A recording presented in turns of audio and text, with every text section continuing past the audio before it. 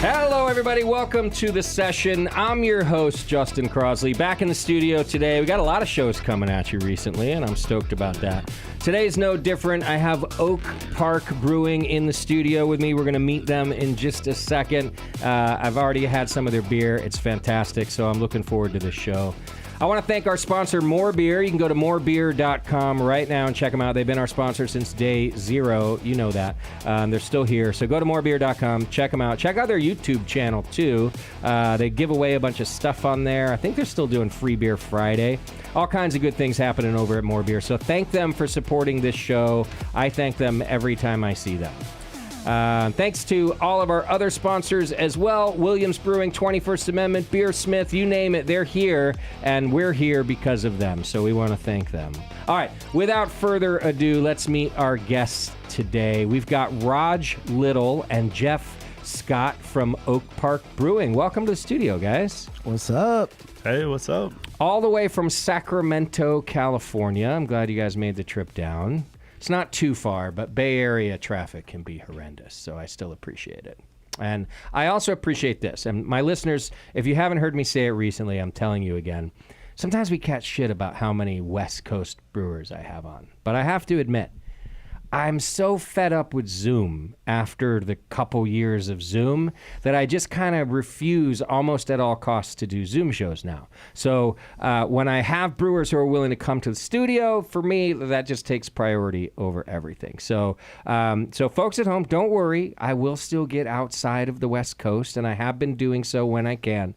In fact, we just had a brewer from Vancouver who flew down just to do the show, which I thought was pretty cool.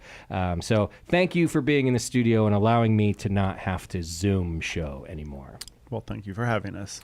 Likewise. I can't be the only one who's tired of Zoom, right? Like, I feel like it has done its job, and I'm thankful for it, and it still has a place. But overall, it's kind of nice to see faces as faces, not as screens. Definitely. Yeah, I agree. Between Teams and Zoom and FaceTime. Yeah. Let's talk in person. It's great for productivity. So I'm not trying, like I said, it has a place, but I'm so glad to have people in the studio again. So thanks for being here and doing that. I like to start sometimes with a beer that's not my guest beer. So I gave us all Faction Beer today, who's celebrating their 10th anniversary this month. And we're drinking their Hella Strata. Have you guys had a chance to sip it yet? Here we go. It's a Hellas with, I'm guessing, 100% Strata. I didn't look it up. I probably should have. It's definitely predominantly Strata. You can taste it, right? Yes, it is pretty heavy on the Strata. Yeah. It's tasty. Congratulations, Factions, to 10 years in the business. Yeah. That's a long time, and it's impressive. So good job, guys. They're some of my favorites, so we're actually throwing them. They're having their own anniversary party, and then we're throwing a party here, too. Cool, because they're just great people who make great beer. They are. And I got to say, they probably have one of the best views in all tap rooms on the West Coast, at least, that I've been to. Yeah. That's what he's been telling me, so I can't wait to make a company trip. To finally make it there? Yeah, down to Faction. We got to go down to Faction. What's funny about that, too, is not only is it this amazing view, but it's most likely, never say never, but it's this amazing view that will probably never go away because it's all this weird government land, and so no one's allowed to build in front of them. So you're just looking at San Francisco from Oakland, and that will probably never go away for them. Yeah, it's 200 yards of asphalt, government land that's never going to change. Exactly. Yeah. It's literally a runway is their front yard, and you're not allowed to build on that old runway. So they've got a view forever. Good for them. All right. Well, we have a lot to talk about today. And as usual, I just want to start with the history of not just Oak Park, but you guys. And I know a little more about you, Raj, because I've been communicating with you through this. But I know you definitely started out as a home brewer. Yep, I'm still a home brewer. Still a home brewer, yeah. We just have a big home brewing kit at Oak Park Brewing Company, and we get lucky a lot. I did see your brew house. I've seen it a couple times now. And I don't mean this as a slight, but yeah, it's a big old home brewing kit. It's kind of what it looks like. What is it, 10 barrel? 10 barrel. Okay. So big enough. But you still think of it as you can just experiment like it's homebrew. Yeah. It's small enough to where you can, be creative. Okay. And, if you slip up, Yeah. It's not a bad thing. Right, you can fix it. Yeah. But how long have you been homebrewing? How many years? Man, I would say probably close to like 18 years now. Okay. Yeah. So I met Jeff, in 2010, something like that. So Okay. I was homebrewing. I started homebrewing in 2007. Okay. So I don't know if my math doesn't add up. Hey, It's about 15 years. 15, 16 years, something give or like take. that. Yeah. Yeah, but it's been a long time, and like I said, I still consider myself as a home brewer. Sure. What got you into homebrewing? And excessive beer tab. Okay. Yeah, so I was like, my buddy was like, hey, you need to close your tab out. And it was, a tab that was running for maybe 2 weeks. Okay. And I was like, okay, I like beer, but not like this. That's crazy. Yeah. So I ended up just taking a break from taking a break away from the place. Took the money that was on that tab, the same amount of money, and purchased books, a home brewing kit.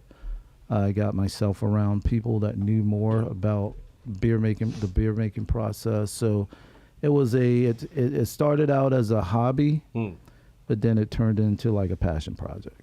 Okay. Yeah, so I started spending a lot of money on brewing equipment, ingredients. I was brewing pretty much with my 9-to-5 job. I was brewing about 3 or 4 times a week. Oh, wow. After work. Yeah. What was your job?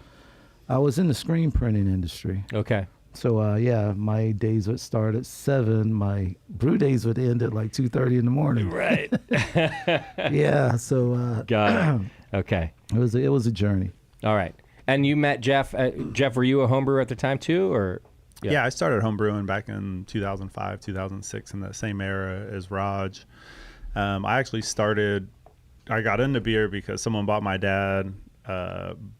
It was Brew It Up in Sacramento. You used to be able to go there and brew your own beer. Yeah, I remember that place. Beer turned out like trash now that I look back on it. But we brewed there, and then I just kind of fell in love with the recipe formation, the cooking aspect of it, and being able to control all of your ingredients. Yeah. And that's about when I started with a brew in a bag kit. Second time, ended up buying a homebrew kit. I believe it was for more beer. Nice. There we go. It was the old Igloo 10-gallon Igloo cooler gravity fed system. It's like $300 at the time. That was the second batch, and from there just kept brewing. Like Raj said, I'd brew probably 2 or 3 times a week. Okay. What was your day job back then? I was a mortgage underwriting manager. Oh, so something that made money even. Yes, definitely. More than brewing does. Yeah. Okay. Nice. And then is Oak Park both of your first professional brewing gigs? I don't think it is, right? No, so I actually met Raj back in 2010-ish or so. It was at the Oak Park Homebrew Club's meeting they had. So the original owners of Oak Park had a homebrew club. Okay. And my wife, Becca, and I walked up, and Raj was the first person we met there. But we were out checking out homebrew clubs because we were opening another brewery in Sacramento that opened in 2011. Okay. Got it. So you had another project before Oak Park, but met all these folks. So Oak Park Brewing, and you guys are the essentially co-owners, but it existed before the two of you. I see. And just for clarity for our listeners too, Oak Park's a neighborhood in Sacramento, right? It's like a burb of Sacramento. Yeah, it's actually a historical part, not hysterical, but historical. Yeah. It probably can be hysterical at times. Of Sacramento, there's a lot of history in Oak Park. It was more of a highfalutin place to live in the early 1900s. There was an amusement park. They had a trolley car system. It was a place that you wanted to be in. Okay. So there's a lot of history there. Okay, got it. So someone had opened Oak Park Brewing there before you guys, and then presumably wanted to sell it or just closed it, or what happened there? So they were open for about, I think they just celebrated their 4-year anniversary and then closed shortly thereafter. Okay. Lots of rumors out there about why they closed, but they closed, and then we took over about a year later in 2018. Okay. And was everything just still in there when you guys took over? Pretty like much. Brew house and stuff? Everything was there. If the way the brew house looks today is how I walked into it, it was a lot dirtier and a lot It was a lot of work to get it to where I personally wanted it. Okay, And, but all the equipment was there. Okay. And what about the rest of the tap room and such? Tap room's gorgeous. The tap room was there. Oh, so they did a the nice restaurant job. was there. We redid some things in the tap room. Okay. I think I spent 2 weeks cleaning behind the bar because I don't think their tap room staff ever scrubbed the bar. Yeah, I think there was like a 1/2 inch thick, like dry beer crust on the back of the bar. I've seen that. Yeah. I've worked in places like that. Yeah, so That's the reason I don't order draft beer at dive bars. Even if they have Sierra Nevada on tap, I always ask if they have it in a bottle. And that's pretty much the reason. Okay. But you still took over pretty much a turnkey place, right? yes, it was. Yeah. And what year was that? Sorry? It was like 2019. Right. We moved in 2018, but we okay. opened in 18. 2019. Wow. Yeah. Okay. It took me I think I spent Like like 6 months or 8 months, 9 months cleaning up the place to get it ready to where I felt comfortable brewing beer there. Yeah. Okay. Yeah. Can I ask you a business question? This Sure. for my own curiosity and those out there maybe doing this. So when you take over a place like that, like you're saying, there's a period of time before you're open, like 6 months. Are you paying rent for 6 months while you're cleaning all that place up, or are you able to sort of arrange that with the landlord that you don't pay till you open? Like, how does something like that work? So our landlord was cool with it. He actually gave us free rent until we had our ABC approval. So there's the Nice. processes of all your applications, ABC, TTB, before you could make beer, before you could sell beer. Yeah. And one of the things we negotiated in our contract for taking it over was that we had to be basically fully ready to open before they could charge us rent, which Nice. included getting your TTB license and your ABC license. So super helpful. Yes. I always ask that because you'd be surprised how many people I hear go, no, we're paying rent from day one. And I always think, well, how can you afford that? It could be $60,000 before you open. Yeah, we wouldn't have made it for the 9 months, 10 months without that rent abatement. Yeah, Right? yeah. Nice.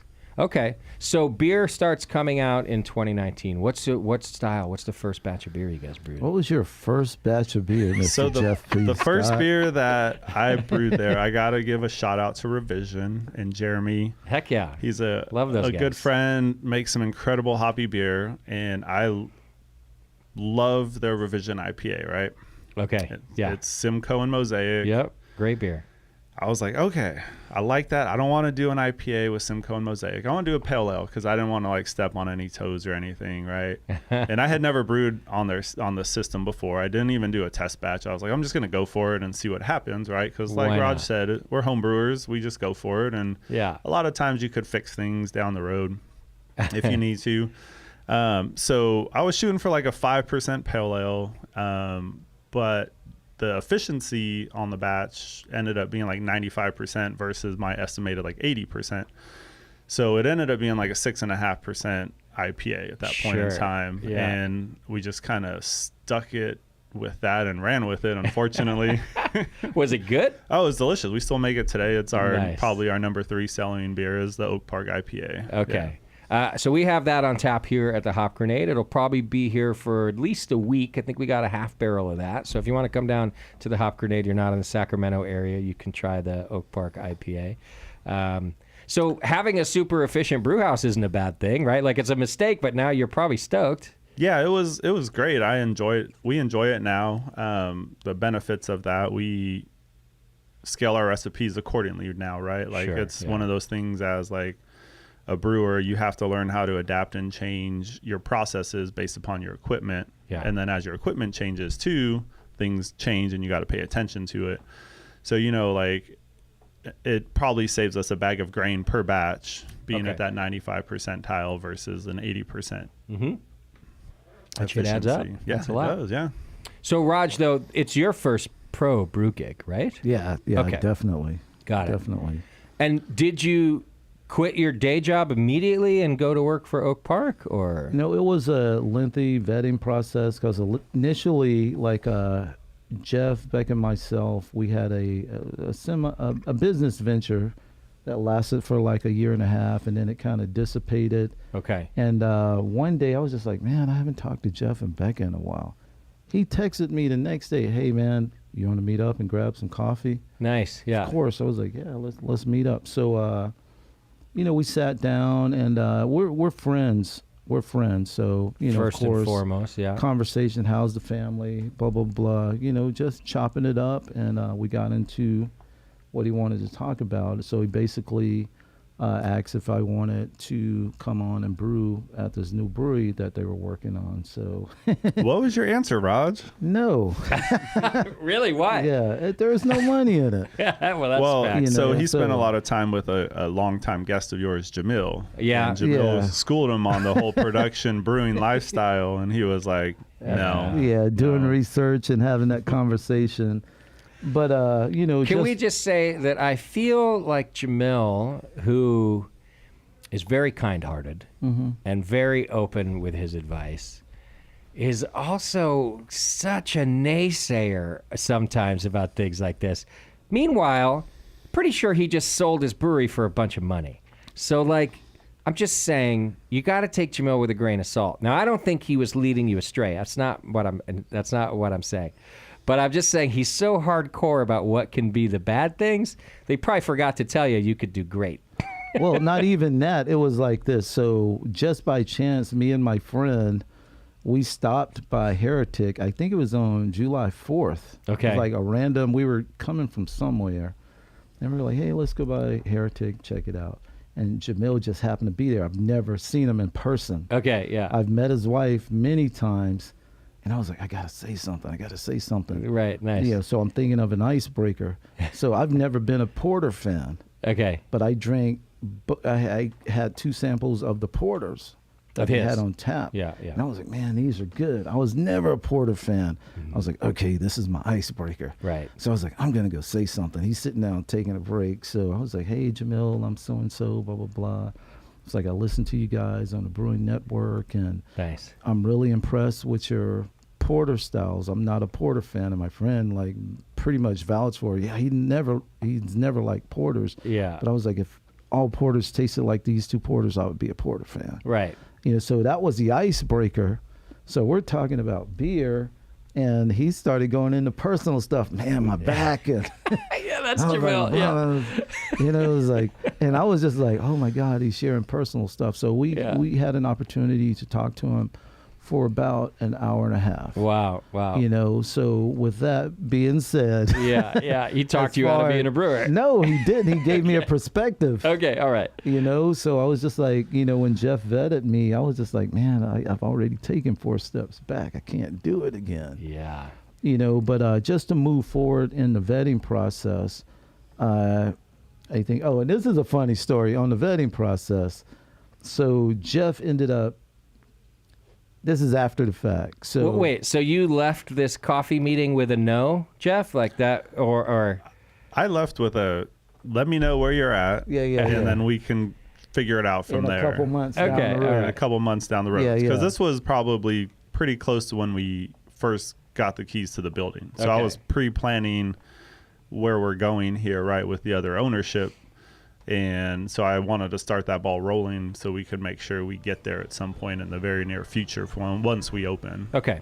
So after the fact, I ended up getting a phone call from one of the business partners, and I was like, somebody's playing a joke on me. Why would this person be calling me? Yeah. And then his text came through, hey, so-and-so is going to call. And I was like, okay, it's legit. Right.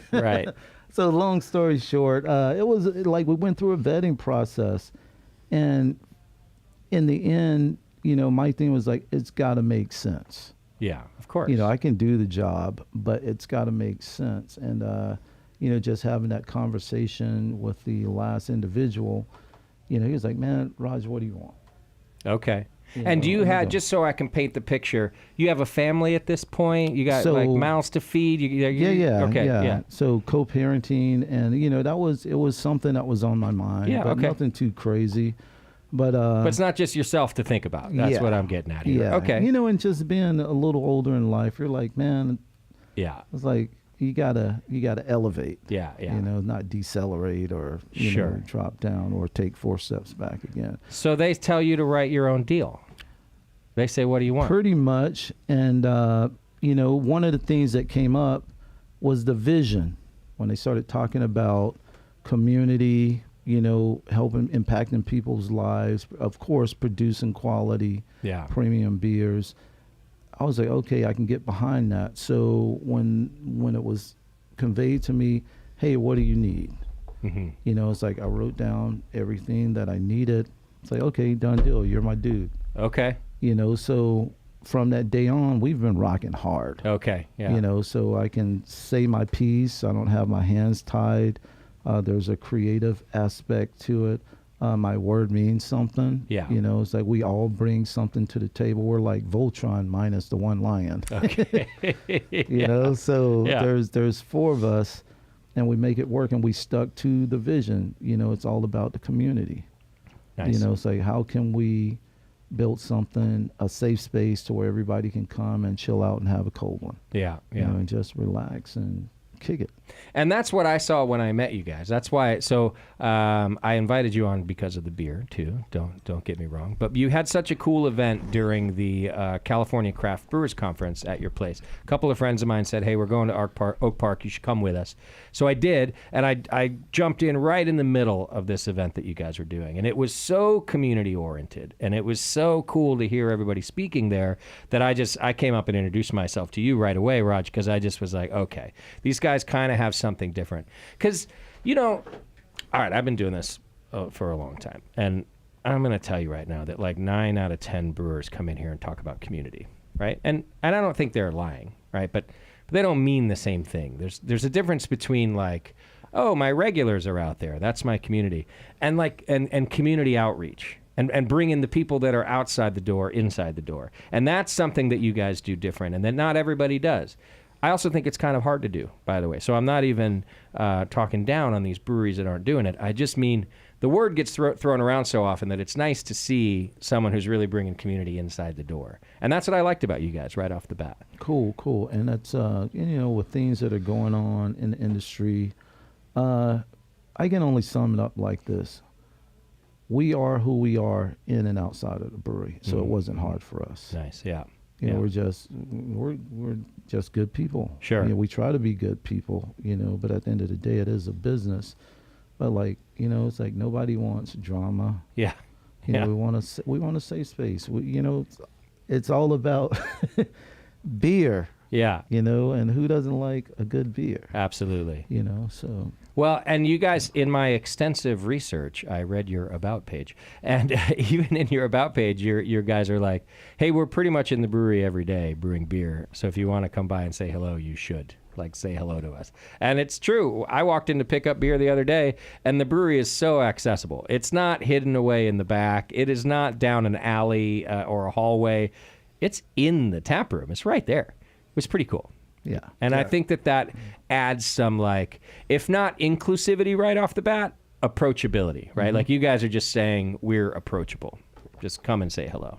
Yeah. I mean, Raj is there more than I am, and I'm there a lot. I got a cot in the basement. But yeah, when you walk into the front door, the brewery is immediately to your right. Like, you turn, if you walk in the front door, you take 2 steps, you turn and look, and there's the brewery to your right. Yeah. And one thing I love about Raj is he does greet almost every single customer that comes in with, hey, how's it going? Nice, yeah. And then he'll also, give them like a salutation goodbye and say, thank you for coming. We appreciate you. And that is that approachability. Like, we do a lot of conversating with guests as they walk in and as they're leaving, and I think that creates that comfort with guests to where they feel they can come up and talk to us whenever they want. Yeah. Which builds community, right? Absolutely. It builds friendships, it builds relationships, it builds community. Yeah. So with that being said, Jeff, you said one thing. Can you name another? One thing we do. He's putting me on the spot. Damn. Yeah. This is what we do, man. We educate, create, and have fun. Yeah. So it's like we're like the Bottles and James of the beer world. I don't know which one's Bartles, but it doesn't even matter. Yeah. We have fun, man. We do. Yeah. As you should. And every, I think, craft brewery that has started recently has to have something like that to make it. Like you guys saying, opened in 2019, and even by then, the competition was fierce enough that if you don't have something extra, something different, so yeah, I'm sure it's working well for you guys. I mean, in the Sacramento area, last time I looked, there was 85, 90 breweries in the greater Sacramento area, Wow, right? yeah. And when I started back in 2011, I think we were like brewery number 7 in Sacramento. So in the 10 years or so, well, actually, no, less than that. It was like 8 years. You know, you went from 7 breweries to 85 Right. in the greater Sacramento area, which is crazy to think of that type of growth in a business. But yeah, now, you know, it's been fairly saturated. So, you know, what makes your brewery stand out? Yeah. Great beer obviously helps. Yep. Right. And then it's what you're doing with your community. Sure. All right, well, let's do this because I want to try some of this great beer. We're going to take a quick break. When we come back, more from Oak Park Brewing and some of their beer in my glass. We'll be talking about that. You're listening to The Session. Hang in there. We'll be right back.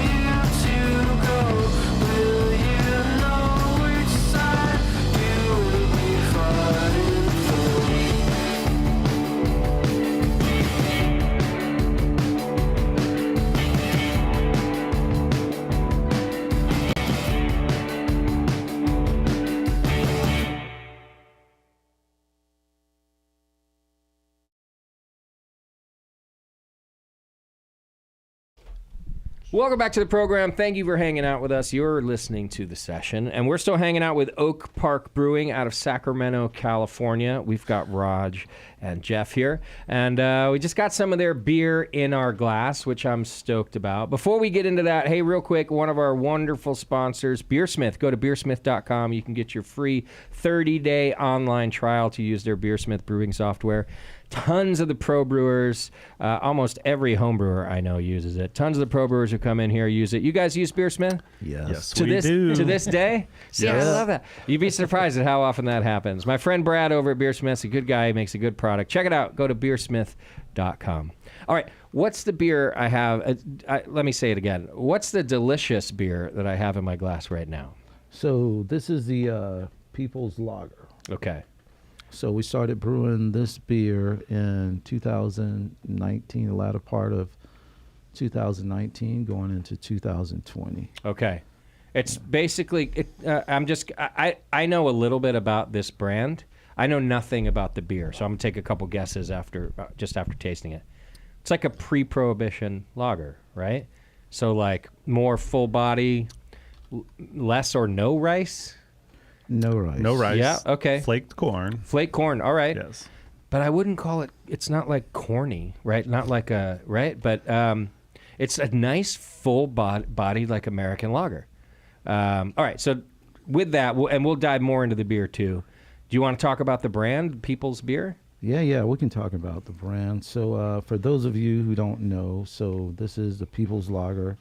This was part of the People's Brewing Company brand from the late 1800s to up until now. But Okay. the way that we came in contact with the People's Lager in 2020, early 2020, we wanted to reach out to the Mack family. They were the last owners of the People's Brewing Company before it was torn down. Okay. So we wanted Which was to like reach the 70s? 1974. When it got torn down, basically? Yeah, they Okay. bought it in 1970. Okay. Yeah, so we had like a meeting or something one day, and somebody was like, let's do a collaboration with, the Mack family. And of course, we shot our shot. It was going to be hit or miss. Yeah. But we hit the spot. with the People's Beer. Yeah. So we ended up, let me just back up a little bit. Okay. So Theodore Mack, we're saying, bought the People's Brewery in like 1970. 1970. And October 10th. October 10th, 1970, he buys the People's Brewery. Where is the brewery? at that time? Oshkosh, Wisconsin. In Wisconsin. And in doing so, he becomes the first black American to own a brewery? Yes. Is that right? Okay. Yes. So, and this October 10th day is important. Hold on to that, listeners. We're going to talk about that too. Okay. So he takes over the People's Beer and it sounds like only runs it for 4 or so years? Yeah. So it's a lengthy story. Okay. But he just dealt with a few things like racism, black bagging, false promises, and I'll say this, lack of knowledge for running a brewery. Okay. Yeah. But Yeah. in 1974, like I said, they closed down and this beer was not produced anymore. But the brand sat lingering somewhere. Yes. Okay. Yeah, so in the latter part of 2019, early 2020, we decided to reach out to his estate. At that time, we found out that he passed away a year and a half before. Ah, okay. We made contact, but we put it on the table. We're like, hey, we want to do a collaboration beer. We want to pay tribute to Mr. Mack, being that he was the first person that we know of. We have documentation that he was the first African-American brewery owner in the United States. Yeah. And we wanted to rebrew this beer. Nice. So with just building a relationship and them giving us their blessing, Yeah. we released this beer on October 10th, 2020, which was the 50th anniversary of the date that he purchased People's Brewing Company. Nice. So Got it. yeah, so the beer. And is it Mr. Mack's recipe? The recipe is actually close to about 100 years old because there were two people on the brewery 50 years before he purchased it. Yeah. Okay. So it's super simple.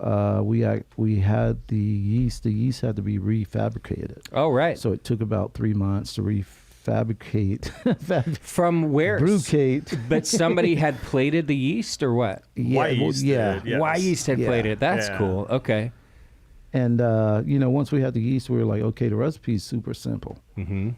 And like you said, when you tasted it, it just tastes like history. Yeah. something back in the past that was full-bodied, Mhm. that flavor, it was dry, it was crisp, it was like definitely sessionable, Yeah. you know. So Yeah, still an easy drinking lager, but with some Yeah. body. yeah, yeah. So we're super proud of it, and it's provided a lot of opportunities Okay. for us. You know, one of the opportunities is having the opportunity to share Theodore Mack's story and Sure. his journey with purchasing the brewery, and even in his personal life. I was like, man, he did a lot. Okay. You know, a lot of people don't know that he was a big part of the Civil Rights March in Washington, D.C. He curated all of the transportation for all the individuals that wanted to go from, like, Wisconsin, basically the state of Wisconsin. Wow. He's a veteran. You know, he graduated from Marquette University. He was a social worker. So Okay. he did a lot. Yeah, you what a and legend. it's a great story, man. So if you ever get a chance to, you know, read about it, definitely pick up whatever book it is that's telling the story. Yeah, Theodore Mack and People's Brewery, Yeah. I guess at the time. Yeah. Now it's People's Beer because you're just doing the one We're doing brand? the brand, Yeah, so it's okay. the People's brand. So with the People's brand, we have other entities incorporated into it. We have the People's Icon line. Okay. So in the Icon line, we've worked with Tupac's estate, Wow. Sammy Davis Jr. Sammy Davis Jr. I was right there. I was like, I know it's Sam something.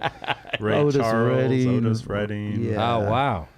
Yeah. And that's doing what with those entities? So they basically wanted to have a beer created. So like somebody saw the Tupac beer, and the message or the act just caught on like wildfire, and people wanted to be a part of some type of collaboration with us. Yeah, So yeah. we have people on deck. Nice. Should I put one of them out there? Yeah, let's do it. No so- one listens to this show Yeah, anyway. You Wu-Tang. They're oh, interested. yeah, nice. You know, so we've got a lot of opportunities with the People's brand. And, of course, Milton Bowens, he curates a lot of the artwork for the People's Icon line or anything People's brand. Okay. You know, so if you don't know or you haven't seen his artwork, you can check him out on Instagram. Milton Bowens, 5'10". It's going to blow you away. Once you see his art, no matter where you go, when you see it, you're like, oh, that's Milton. Okay, nice. Yeah. I met him at the pub the other day. Yeah. It was really nice to meet him. Yeah. So with the Icon brand, you're putting out a beer for each of these? Is that what it is or something else? It depends on, we have released beers like our Beerish, our non-alcoholic beer that's a part of the People's brand. Okay. We've also released like an IPA that was real good. We need to brew that again. We do, yes. So yeah, so we're definitely making a brand. So it's going to take some time. We're taking baby steps. Okay. But we do get opportunities. Got it. Yeah, Okay. it kind of started in probably, I think, was it 2020 for February for Black History Month. We ended up partnering with 3 other Black-owned breweries in Northern California, and we put some pretty impactful activists on the can label, and that kind of started it all. People saw that, and then they were like, how do I get my picture on there, or how do I get, you know, Sure, my my story on there and tell my story? And, you know, it just kind of snowballed from that first Black History Month collaboration that we did. Okay. So I hope you don't mind me saying this, but it's a compliment. It doesn't seem to me like you guys can produce enough beer for that sort of excitement level and a movement happening. Is this all coming out of the brewery, out of the pub? Pretty much. There's some opportunities on the table, so hopefully we can lock them in. To expand a little bit. Yeah. But right now, all of those cans, whatever it be, the People's can I'm looking at right now, that's coming out of the brew pub right Yes. there. Okay. Yes. So you guys are pushing out a lot of beer out of that 10-barrel system. Yeah. No wonder you're there every day. Yeah.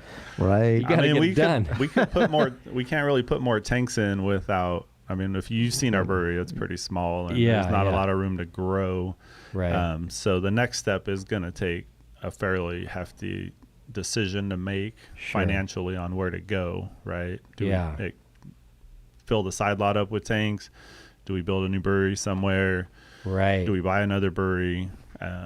See, and right now, that's an interesting question for you guys. If you were another brewery without these cool projects and this outreach happening, I'd say to you, don't do anything. You just keep that brew pub rolling because that's the climate right now. But you guys have a different thing happening, and I feel like the opportunity to push more out there is maybe, I don't want to just say more lucrative, although that's certain, you got to make money too.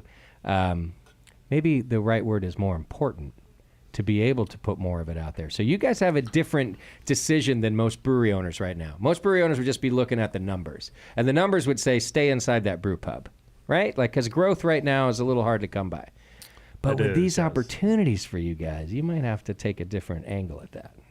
Yeah, I think a lot of it is about the message and the meaning behind the beers that we do and the collaborations that we do. Yeah. And spreading that word, more so than bottom line of making dollars. But you don't want to make the wrong, that's the other thing. Sometimes people take on too much overhead and then you've crushed yourself too. So yes, I don't envy your position, but it's exciting at the same time.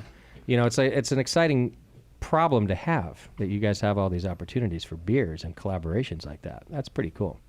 Do you have a canning line?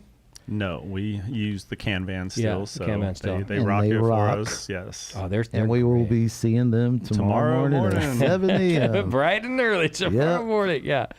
How many barrels do you guys can at once when you guys do that?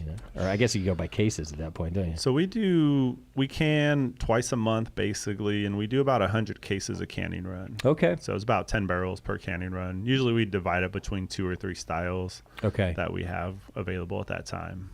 I would think that the People's Beer is popular enough that it takes up a canning run every time, or at least part of it. We can it at least once a month. Yeah. Yeah. Okay. And we usually do about 50 to 75 cases of it every month. Okay. And is it on tap at the pub all the time too? No. Not all the time. Okay. Yeah. We wish we could have it more, but Yeah. lagers take some time. Yeah. Well, can we go back to the recipe a little bit? You Yes. said it's simple. You want to tell us about it? Yeah. Yeah. So We can do that. We're here. the recipe, it's very simple. It's only 3 malts in it or adjuncts. It's 6-row, which I really never 6-row. used before, Interesting. right? Yeah. So you're talking, like you said, pre-prohibition lager, right? Yeah. It's 6-row, it's Munich 2, and flake corn. Interesting. That's it. Yeah. What's the difference in 6-row? Not flavor-wise. I'm talking like fermentation and stuff. Did that throw you for a curve? Does it behave any differently than 2-row? Not that I noticed. No. Okay. I think the kernels are a little smaller, right? Okay. But our mill's pretty tight, and that's why we get our 95% efficiency. Yeah. Okay. So other than that, then it's just a flavor profile from 6-row, I guess. Yeah. Okay. Is it hard to get? Is that a normal thing, 6-row? No, No, BSG has plenty. Yeah. They've never had an issue getting it for us. So Okay. yeah. So And 6-row it's not used a lot. I So, mean, in the course of this show, I've heard it 3 times. I want to say, and then Munich. You said, is that the other? Munich 2, yeah. And then Munich 2, and that's it for that. Okay. And hops? Cluster. Straight the single hop edition. Like from the early 1900s, it was probably one of the more widely grown hops in the Sacramento Valley at that time. Okay. But yeah, cluster. Interesting. $7 a pound. Oh, that's even better. Do you guys use cluster for anything else besides this beer? We do sometimes. I can't remember anything. We off the do top of now. my We use head it in our now. Monday Vibes Blonde Ale. So we use it as a bittering hop now that we have it. We used to solely use Magnum. Okay. But now, since we use it in Peoples, we have started using it in some of our other light beers as the bittering hop. Okay. $7 a pound. For reference, what's Mosaic ish? On our hop contract, it's like $15.50 a pound. That's what I thought. So I'm like, cluster's a great bittering hop now all of a sudden. Yes. Because what do you need? You need alpha acid, and that's it. What's the average alpha of your cluster? Do you know? It's like 7.6 or somewhere in that range. Call me Magnum. It's fine. Yeah. So, it works. It's a clean bitterness that it doesn't have any weird funkiness to it, like Chinook might or CTZ might. And Magnum's pretty clean too, though, which is why we always use Magnum. But sure. Yeah. Lots of people do. Mm-hmm. And then how about this yeast that they had to grow up for you? Did that give you any trouble, or is it just kind of a standard lager yeast? No, it didn't give us any trouble. They did all the work. Yeah. Getting it We back. just Okay. pitched it. Yeah, well, I reached out to Y Yeast and said, hey, we're looking for this particular yeast strain because I couldn't find it anywhere. no local, or not, I should say no local, but no yeast propagator, manufacturer, whatever you want to call them, had it. And so Y Yeast said they had it in their yeast bank. Wow. And so I was like, hey, we want, like a 10-barrel pitch of this. And they were like, well, it's going to take like 3 months to get it ready for you. And I said, okay, that's fine. Just get it ready for us. And when it's ready, send it out. And then we'll make the beer at that point. Wow. Okay. And other than that, it behaved like a normal lager yeast? Okay. Yep. And you guys don't have, do you use like tasty method of lagering, like speed things up at all? Or are you very traditional slow lager? We try to lager 6 to 8 weeks. We usually start fermentation around 48 degrees. Okay. And kind of let it run about 2 weeks at that temperature. Okay. And then we've tried different methods after that where we kind of let it free rise to 55 for diacetyl rest. But then we've also talked to people at like Beer Stout out in Denver that makes phenomenal lagers. And yeah, we have one of theirs on tap now. They do a different method where they actually drop the temperature instead of doing the diacetyl rest. So interesting. Yeah. Did you guys try that too? We did. Yeah. I didn't notice any real difference in the flavor profile of the beer, but is that drop of theirs an actual diacetyl drop, or it's just something they do? I think it's just something they do in the lagering process of the beer. Okay. Yeah.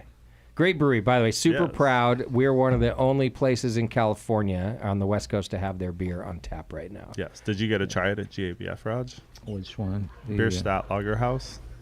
Man, there were so many beers. I didn't drink a lot of beers. Most of the time I was working. Okay. We'll try one before we leave then. Yeah, we've got their Oktoberfest on. Okay. So, nice. Yeah, that's what he sent us. I mean, it's no slow pour pills or anything that they do, but yeah, if you don't know Beer Stat, check them out. They're good people and good beer.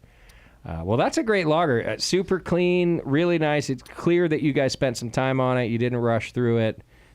Which is probably painful sometimes to watch one of your very few tanks just sit there full for 6 weeks. Yeah, typically we have 2 tanks going simultaneously with it. So we have 8 tanks total. So you've got to pretty much tied up with people's all the time. So to do that, you probably have to stack up all your other beers for quite a while so that you can get to that. Yeah. Okay. We played Tank Tetris. Yeah.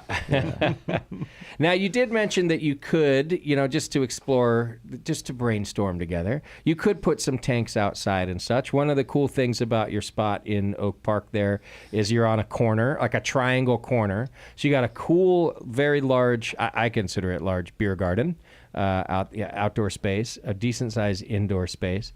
And then potentially, I guess, room to put tanks outside of the building. Is that an option? It's been talked about. At the end of the day, you got to do what's best for the bottom line. But I would hate to see the mural on the side of the building destroyed, and then we lose that space for. So yeah, I don't know if you got to see it when you came down. Yeah. When you walk in the front door to the right, we have a side lot. We call it our side lot. Yeah. It's courtyard. about 30, 40 feet by 200 feet. Yeah. And we do a lot of like private events out there, catered events, music shows, things like that. Got it. And that's where we would plan to put the new tanks if we got them. Makes sense. So then we sense. just got to cut a hole in the wall and then run it plumb right there. everything. But with that comes new glycol chillers, new boilers.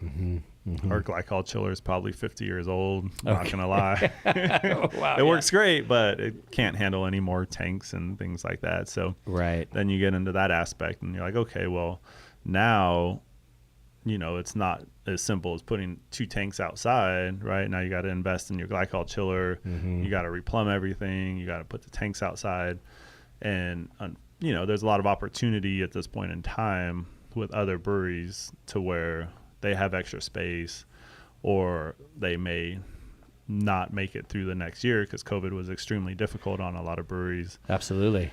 To where that's another option, right? Yeah. Versus building your own, because building your own is going to take you 2 years to build. And, at that point, you're not producing any beer during those 2 years either. So. Right. It's funny, not funny, the domino effect of these decisions, right? From the outside, you just go, oh, yeah, you guys just need more fermenters. Yes. No problem.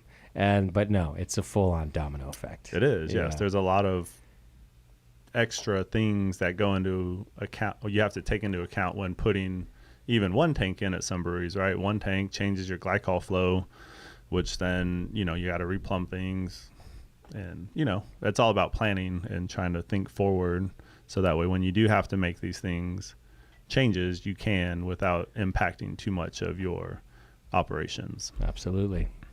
All right. How about we do this? Because I want some more of your beer. We're going to take another quick break. When we come back, more from Oak Park Brewing. We've got a lot of beer to try and more to talk about. Particularly, we haven't even gotten into the MB2A yet, which is a whole new project and organization that I know Raj's been heavily involved in. I got to learn about it for the first time for me at Great American Beer Festival, actually. So we're going to talk about that and lots of other things. Also, an event that you guys are putting on next weekend. So hang in there. You're listening to The Session, and we'll be right back.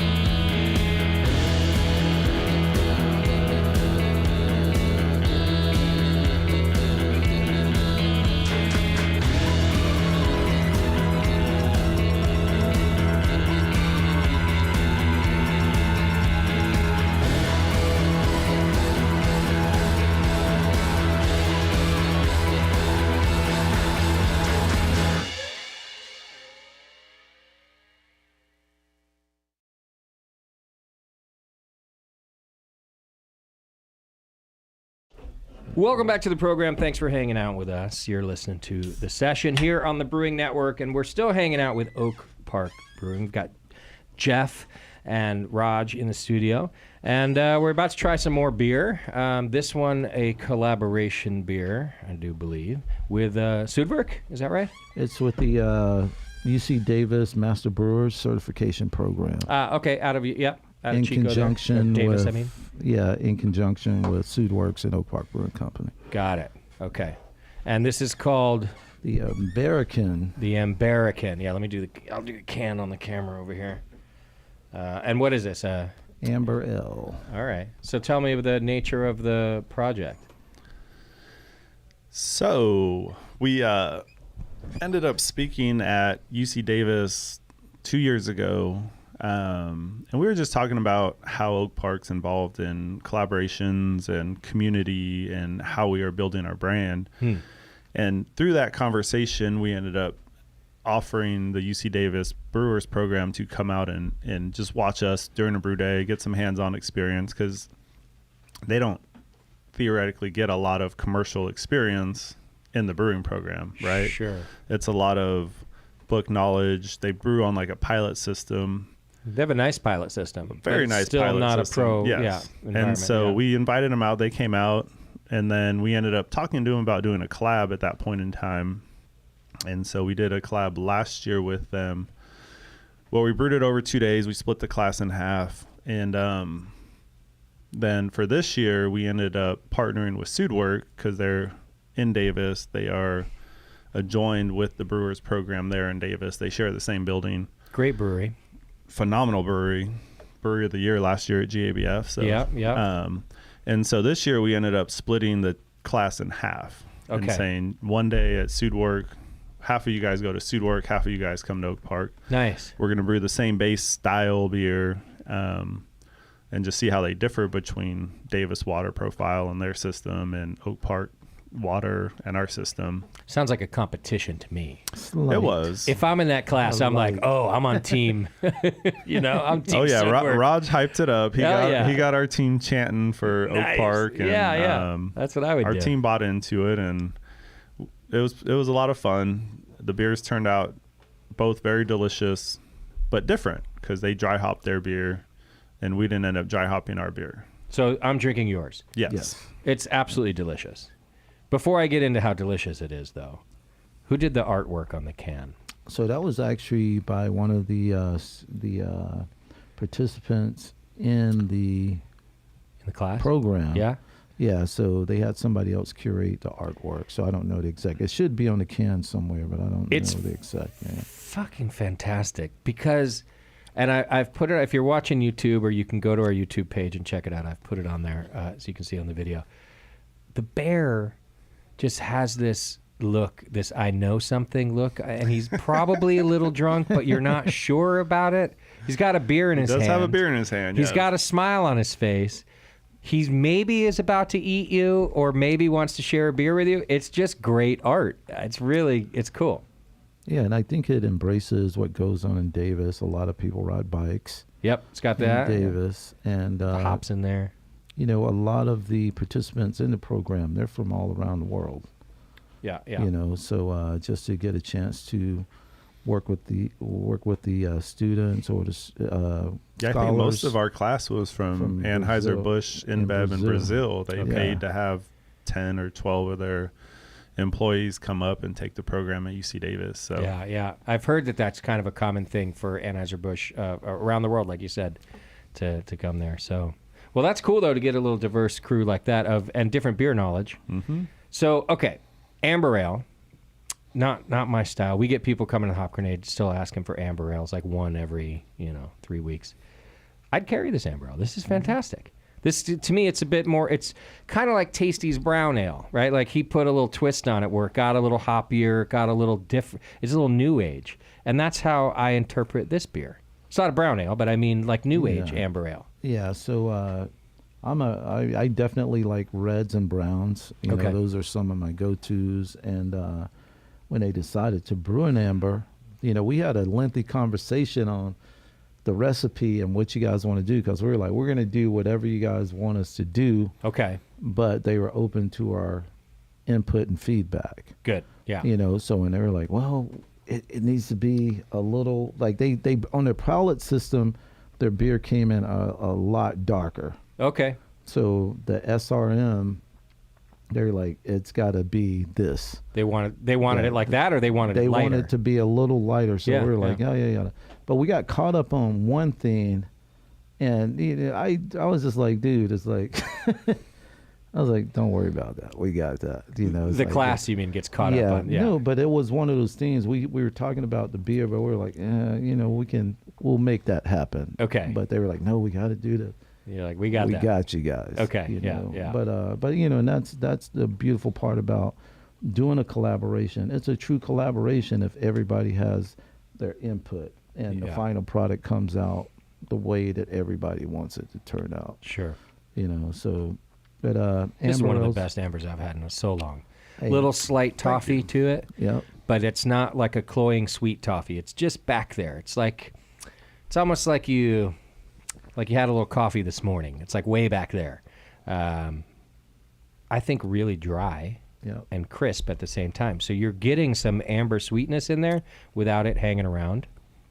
I would say it's hoppy, but it's not bitter. I think I'm just getting hop character kind of on top of that toffee, which makes it a little brighter. Like Yeah. the hop character is bright, whereas the toffee's like, okay, I got a little coffee toffee. It's delicious. Yeah. What are the hops in it? I don't remember. Yeah. Oh no. Well, Do you I remember? mean, was it a Cascade? I was We going to say stuck I feel there's like Cascade or sea hops. Centennial, one of the two. We stuck yeah. with the C's. That's 'cause what it tastes we like. wanted it. We wanted, you know, to like one of the things we stressed. We're like, okay, if you're dry hopping it, it's not too style. So Yeah, we yeah. wanted to keep it to a traditional like amber ale. So I think it was I think it was Cascade. for Now that sure, you mention it, yeah.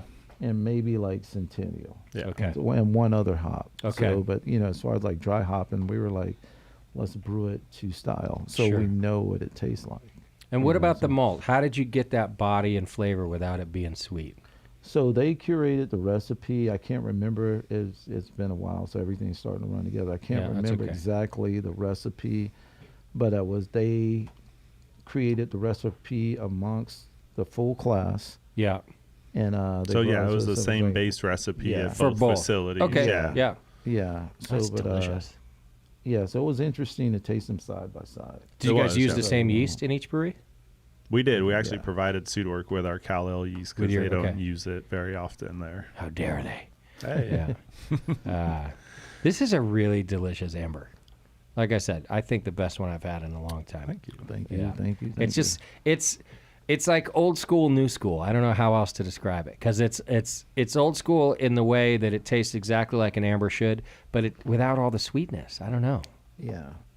I feel like we do get with our higher efficiency, and we typically mash drier. So I think our beers tend to finish out drier. We still are able to get malt character out of it, Okay. but they tend to dry out more so than we would expect them to. Yeah. Yeah. Okay. All right.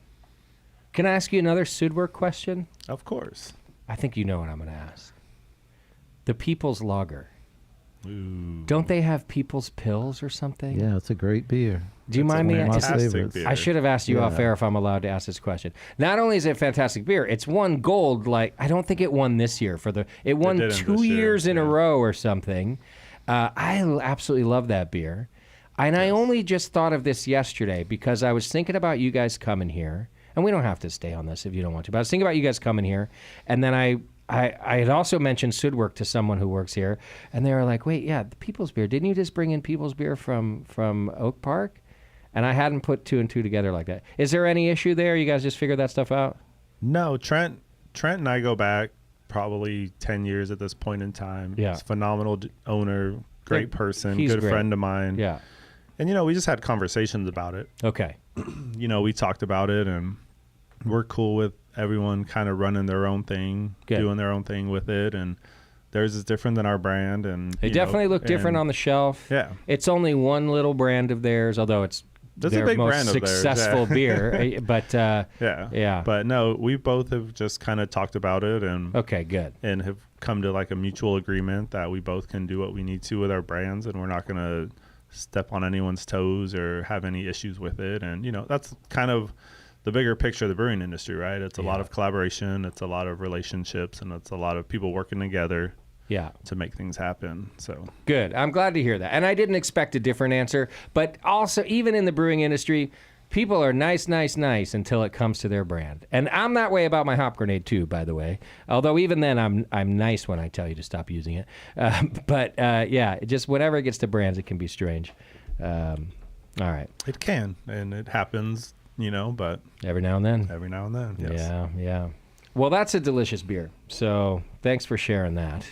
All right. I wanted to talk about the NB2A, and of course, I've been using the acronym the entire show. So there's a whole host of people who have no idea what I'm talking about. Do you want to help us understand what that is? Yeah. So the NB2A stands for the National Black Brewers Association. Okay. So which is brand new, right? BBA. Yeah. And for the 1B, the 2, and the A. Yeah. So as of May 2023, we launched the National Black Brewers Association. For me, I'm super proud that it's activated. Mm-hmm. Now it's something that I was talking about way before I started commercial brewing. It's like on my trek to look for black brewery owners, black brewers. Just reaching out to other people that I found that were home brewers, commercial brewers, black brewery owners. We were always like, man, we need to do something to come together, pull everybody together. Sure. So we can work as a team to accomplish, like business ownership, bring in people of color into the industry, educating people on beers, creating resources, started talking about equity and diversity, inclusion, so it was a conversation that it's been had like over the years, even before me. Okay. People have tried to set things up and it just didn't work, and just so happened this time it's taken off. Got it. Yeah. And was that just sort of the right combination of people together to help launch it, or what do you think made it finally take off for you? So one person made it pop off. Okay. What I was talking about doing, I talked about it for 3 years, and they made it happen in 2.5 months. Okay. So with that being said, it's up and rolling. Mm-hmm. So I'm like, let's go. Yeah. Everybody's here. So there was a number of people. We were all having the same conversations, but we weren't working together. Mm-hmm. So over a short period of time, we've all come together, and we're having these conversations now. Because like ultimately, like we're like any minority in the craft beer industry, altogether we're less than 1%. Yeah. That's crazy. Yeah. But like right now, everybody wants to be a part of that. It's like equity's there. How can we get to that equity? And And this is, in my opinion, just on a side note. Sure. If you keep people out, you're missing out on a lot of things. Heck yeah. Different cultures bring different things to the table. And with the National Black Brewers Association, even though we're black for it, we're inclusive. Mm-hmm. So it's like we're willing to work with any and everybody that needs help. Yeah. So it's something new. We're building. I'm super excited for the next 2 or 3 years to come, because we're actually going to be doing the work. Not saying that they're not doing work now, but it is. Yeah. They're like an infant right now. Sure. So in the next year and a half, 2 years, we should be taking those. We should be getting our Frankenstein steps on. Trying to get our legs to where they need to be. Well, it sounds to me, you were saying how stuff that you've been talking about for 3 years, and then it kind of got pushed forward in 2 months. What is the I'm going to mess up the slogan, but like perfection is the enemy of progress, right? Mm-hmm. And I'm guilty of this in so many things where like I think sometimes even though everyone's around working on it, if it's not just right, well, we didn't do this yet. Well, we didn't do that yet, so let's not start it, right? And sometimes you got to just start. You just got to hit the ground and go for it. And you can fix it all later, right? And so it sounds to me like it finally got going. And now you're like, all right, we'll see what happens, because it's just a few months old, and there's a lot to work out. But I will tell you, my introduction to the MB2A at the GABF was awesome and so positive. And the message was very similar, if not the same, that you just gave me, which was, hey, everybody's invited. I started this organization because it was needed, but now everybody's invited. And that was a message I got like loud and clear. I thought that was pretty cool. Yeah, it's, even in a short amount of time, we've accomplished a lot. Nice. Yeah. As of August 2023, there was a second version of the Black is Beautiful campaign launched, Yeah. which MB2A helped make that happen. Yeah. And a portion of the proceeds are going to go back to the National Black Brewers Association. Great. Also in that same month, we were able to pass Black Brewers Day in California, I think in New York, Louisiana, and a few other states. And, I didn't see that coming, but it happened. And I'm glad that it's happened. So it's synonymous that that date falls on October 10th. There it is. All right. Yeah, the day that Theodore Mack purchased or opened the doors to the People's Brewing Company. Yeah. So as of October 3rd, this past So 2 Tuesday, days ago. 2 days ago. Yeah, it's Wow. official. There was a proclamation put in a few states to where we can now recognize National Black Brewers Day. So that's what I was going to ask you. You just used the word. So we're calling it National Black Brewers Day, but it's only recognized so far, of course, in a few states. In a handful of states. Okay, Yes. California being one of them, right? California, New Cool. York, Yeah. Louisiana. Okay. And we have 2 more states to go. Once those 2 states are in, then we can take it national. Nice. National. I love that. Yeah. So, in a short amount of time, like I said, we've accomplished a lot.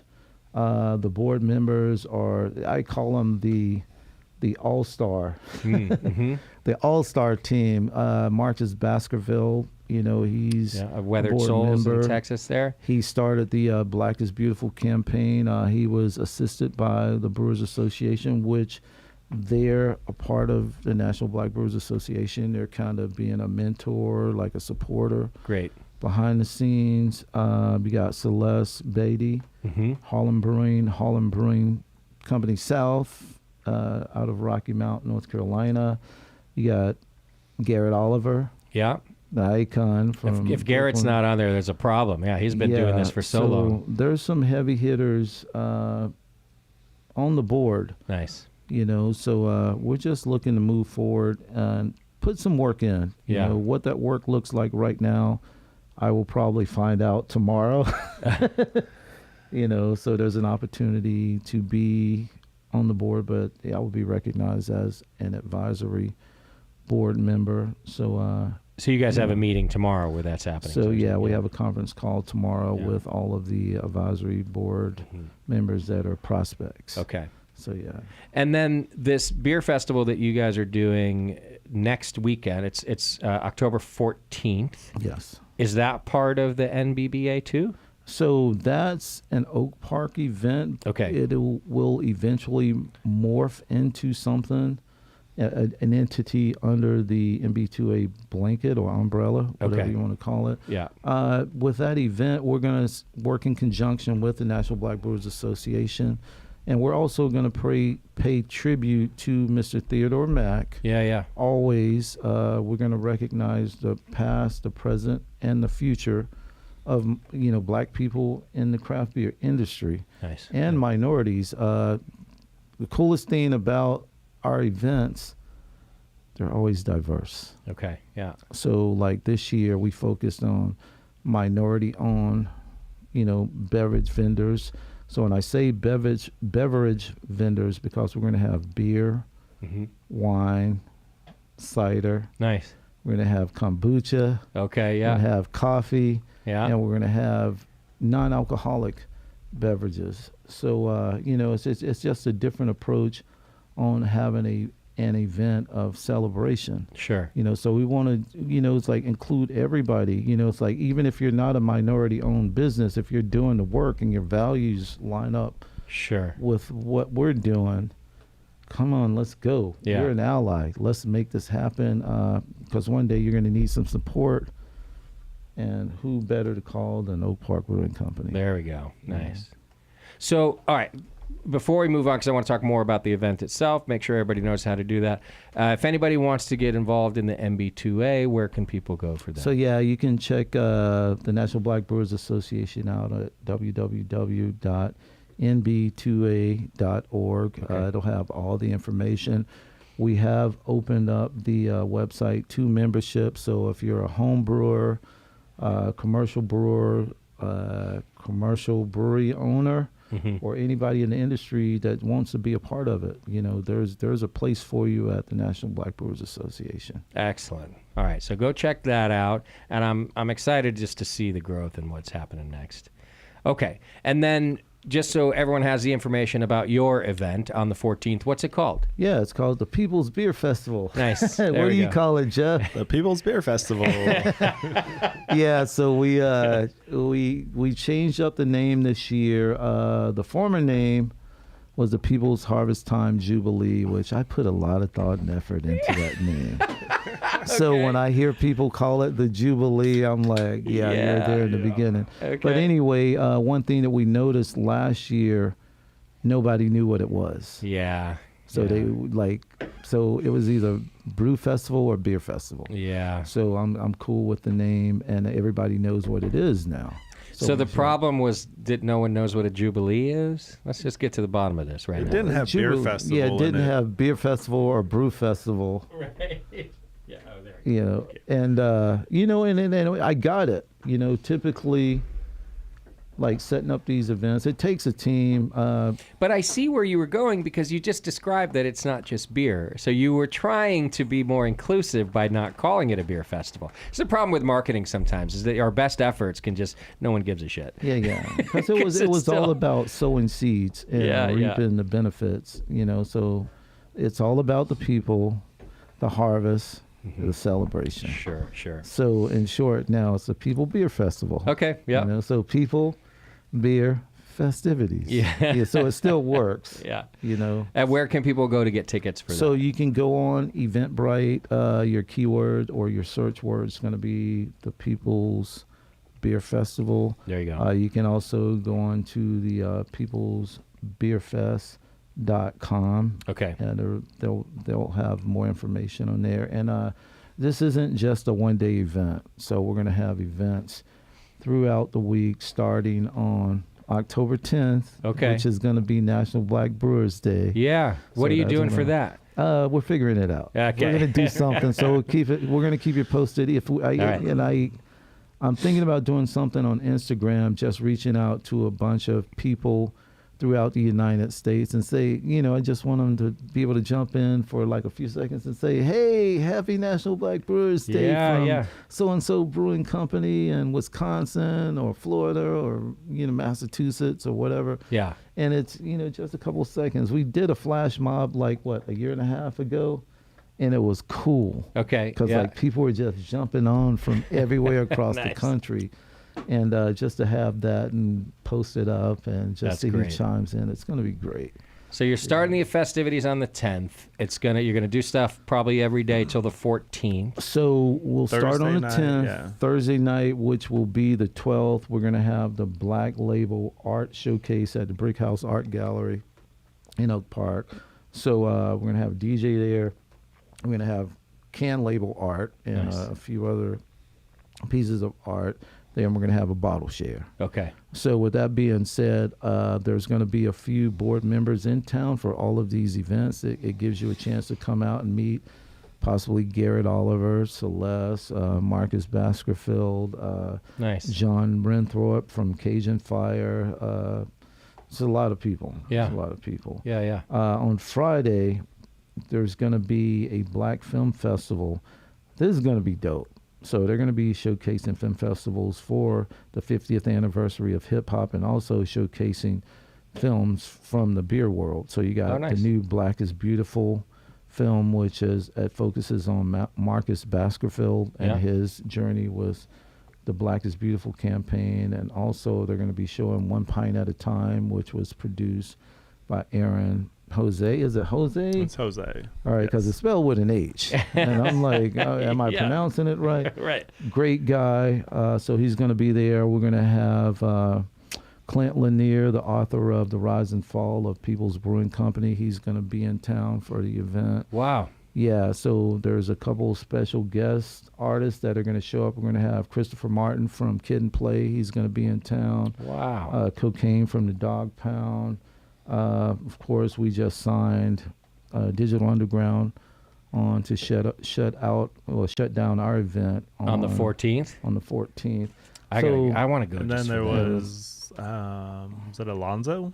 From Alonzo NWA? from the Wrecking Crew. Or the Wrecking Crew, yeah. And he's synonymous with being with the NWA. Yeah.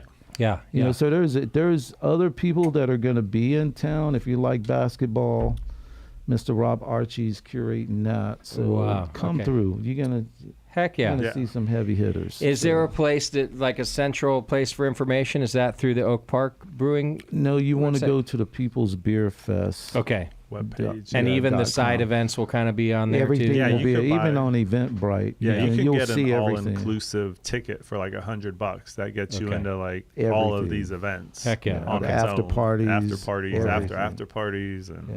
So can I just Yeah. park my RV at the brewery? You could, yes, on the side lot. Because I'm like ready to go right No, now. Justin, you come down. You're good to go. We got you. Yeah, ready. if Look, I'm happy to pay. I just want to sleep in my RV. No, yeah, you're we got a good. whole side lot. It's Oh, gated. It's locked. You'll be all right. Amazing. You're Yeah. good, man. Just So you sounds can like a- sleep in the basement like I do. Yeah, I hear there's a cot down there for us. Yeah. That's perfect. Yeah. It's warm, the boiler's Yeah. going, Boiler's the glycol kicking. chiller's going. That's great. I run cold. It'll be perfect. Yeah. Oh man, that sounds like a great week. That's really exciting. And then just to finish it off, so on Saturday the 14th, we have our main event. The after party is going to be at Slim and Huskies, which is right across the street. And there's going to be after party at Fixin's after the Black Film Festival. So Sunday morning, we're going to have a brunch at Oak Park Brewing Company. Okay. So, and entertainment's going to be by Adrian Bellou. He's a guitar finger tapping technician. He's amazing. So that's how we're going to end it off. And I'll be on a plane flying to Nashville at 5:30 in the morning. On Sunday. You did forget one. Oh, you event. messed that up. Which event did I forget, You Jeff? forgot the Fixin's beer and Pairing food pairing with on- Marcus and Celeste on Friday night. Yeah. Oh, nice. On Friday. Yeah, Okay. yeah. So there's a lot of stuff There's a going on. lot of stuff going on, but yeah. So it's easy to forget. It is. You know. But yeah, no, Raj is taking off. It wasn't necessarily his choice to leave Sunday morning. Ah. He is flying to Nashville for round 2. I mean, Yeah, Nashville's man. fun anyway. So you're going from one fun week to another. I He's hope? going for like one day A couple of days. Okay. in Couple Nashville, days, but yeah. then he's going to journey on his way to do some other things. So Yeah. Okay. Yeah. I'm excited for him. Thank you, Jeff. It's Yeah, been 4 it's been years. 4 years. All right. Give me the main website again that everyone can get. Okay, you can People's go Beer Fest. peoplesbeerfest.com, or There we you can go to Eventbrite and keyword the People's Beer Festival in Sacramento, California on October 14th, 2023. There we go. Plus all the surrounding events. Check it out. I'm going to be there for at least some of them. I have an event here on the 14th that I'm already scheming ways I can get out of. So I'm hoping to be there with you guys. All right. We're running out of time, but I have a couple things left to do. For one, we have another beer in our glass that's Yeah. delicious. So let's talk about that before we get into a get to know my guests round. Okay. If you guys are cool with that. But what's this beer? So the final beer we have today is Black History. It was our Black History Month collaboration for 2023 with Drought Season. It is an imperial stout with coconut, pecan, and cacao nibs at 9.9% alcohol. There it So, is, 9.9, which it does not taste like 9.9. It also does not overly taste like coconut, cacao, or what's the nut you just said? The Pecans. pecans. Pecan. But they're all in there. But Yeah. not one of them like is the, oh, thanks for the coconut. Yeah. They're all pretty well balanced. I call Raj the tweaker. That's me. Not in a bad way, but I was in a going to say, very here good in way. Concord, we have different ones, but tell me why. Yeah.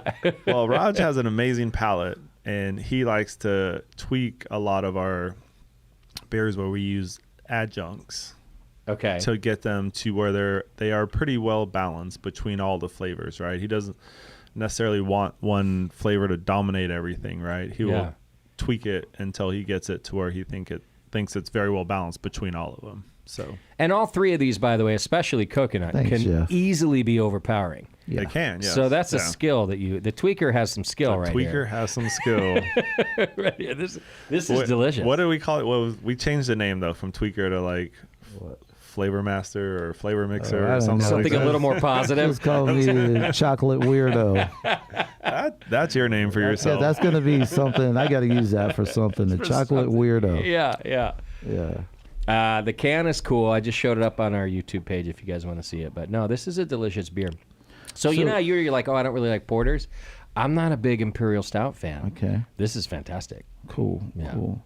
Yeah, and it's with this collaboration we reached out to what did we do some with the other three breweries? No. yeah, Yes, this we did. yeah, They we did did. it with So we did Montclair Brewing Montclair Company, did it. Helicoastal, and Full Circle. and Full Circle. So Okay. this was like a quadruple collaboration, and Nice. yeah, we all brewed different beers for this mixed 4-pack.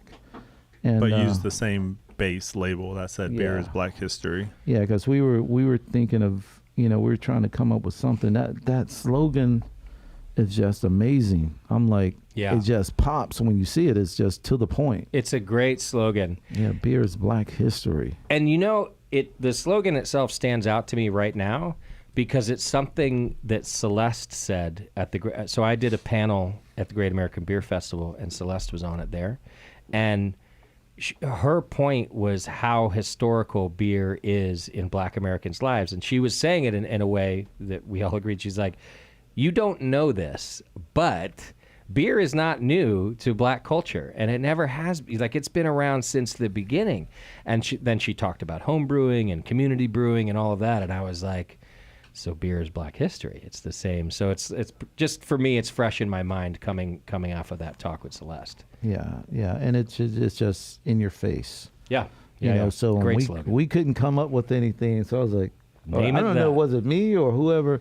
Hey, maybe let's reach out to Drought Season and see Yeah. if they want to do a collaboration. I mean, it should be a year-round brand for them or you or somebody. Cause Yeah, it's well, that's fantastic. their slogan. So Yeah. when you see that, that's Yeah. Drought Season. And it's ironic because they reached out to us to do a collaboration before this. Okay. But after doing my due diligence and talking to my mentor and coach, he said he wouldn't do it just because it was, a lot of politics, and I was just like, okay, we can't do that. But Yeah, it opened yeah. up the door to do this collaboration. I see. Okay. Yeah.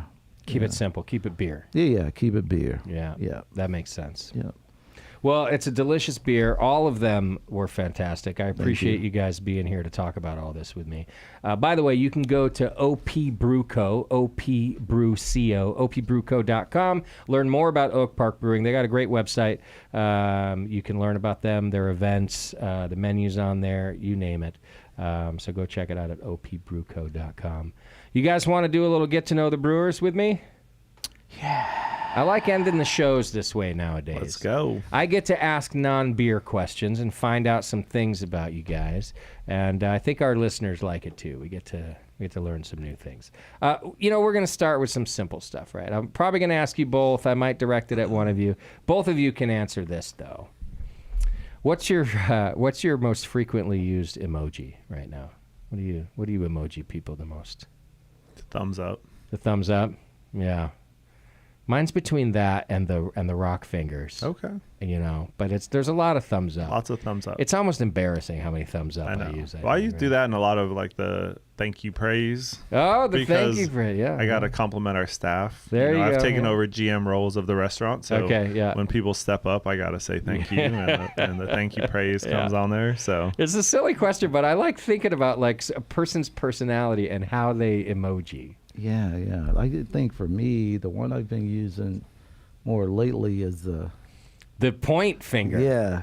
So you can say you rock or you suck. It's all context. But it's all been positive. right? Yeah. It's all context. But no, that's been my go-to lately. All right. This is a new one. I put it in here partly because I'm a car guy, but also because I think your first car kind of says a lot about your history in life. So what was your first car? That we drove or that we purchased? That's a great question. Open-ended question. So the first car, either. The first car I got, that's a great way that you put it, Jeff, was nobody who knows me will be surprised. A very shitty, like 1970-something Chevy Nova.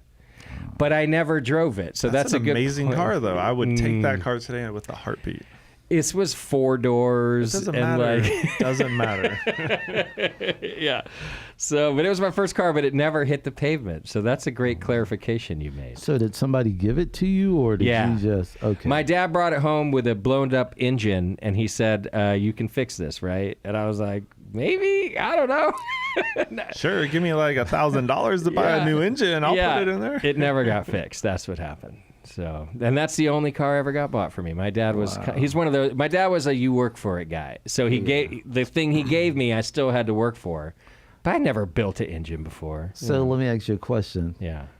Did he work for that Nova, or did somebody give it to him? Someone totally gave it to Yes, him. they did. 100% it was given to him. Yeah. Great questions. Oh man, Dad, you didn't work for it. Nope. You know? What was, I wasn't smart enough to do that, Raj. I was like, I'll just take it, Dad. Thanks. What was your body design? Was like amazing. I love that body design on that car. Yeah.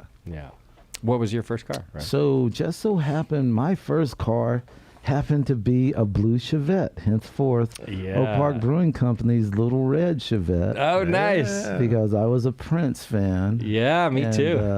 So that was my first car. But the crazy story behind that car, I had a schoolmate that eventually became a friend. His dad gifted him a 1976 Corvette. Okay. So that's the bicentennial, like, Corvette. That's a collector's item. Yeah. You know, so he would always approach me, and we weren't friends yet. Hey, man, I heard you had a vet. You want to race for titles? I was like, no, man, you can't handle it. So my car was a Chevette. You had to shove it to start it. Yeah. You know, but I was like, nah, man, you ain't ready for this. Yeah. You know, but eventually we became friends, and we had laughs after that. There we go. Yeah.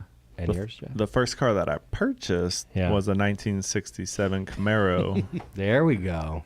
which I sold literally 6 months after getting it because the frame was welded in like 4 spots, and the guy that I took it to said it's not worth you putting money into. And so then I ended up buying a 2002 Chevy Silverado, which I still drive to this day. Is that right? Yep. We rode that jewel here Not today, but we've taken it on many road trips. Yes, That's hardcore. 2002. Okay. So, Okay. Yeah. I like it. So a question on the car. So the guy that told you it was welded in 4 parts, what did you do with the car? I sold it to a mechanic. Not that Not guy. him. Okay. But some other mechanic who has the time and ability to fix a frame that is so messed up. It's called the mechanic special. Yes. Yeah. You still see them on Craigslist today. But I wish I kept it though. But you know, hey, it is what it is. It was probably good advice. It was, yes. Yeah. This was from the guy who was going to paint it. He was like, I don't want to paint your car because it's not, you're going to waste money on it. So, All right. Since we're going back to our youth, what is a habit, good or bad? I don't care. You pick. What's a habit that you picked up from your parents that you're just like stuck with, you know? Like I've said on here, mine's I procrastinate. I learned that from my parents. You're procrastinators. Oh, I got it. While you're thinking about it, I got it real quick. All right, Raj, go ahead. So, short story. I stopped talking to my dad for 30 years. Okay. yeah, so once my kids came into the world, I was looking at them one day. I was like, dang, man, I don't want them to feel the way I feel about this guy. All right. So I was like, I got to fix it. So through fixing it, I realized that was me I was talking to.